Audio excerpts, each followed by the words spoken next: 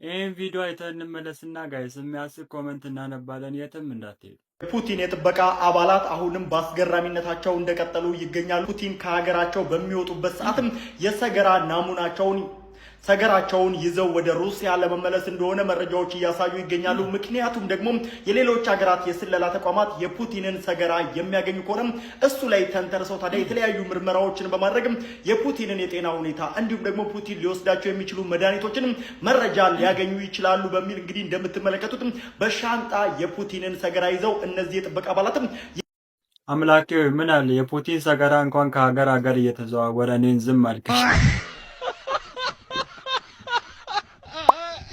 የኔንም ልትጠንቀቅ መሰለኝ።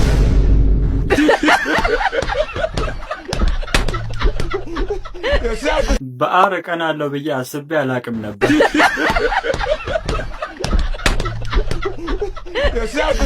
ያ ቆንጅዬው ልጅ የፑቲን አር ነው የተሸከመው የምትሉኝ?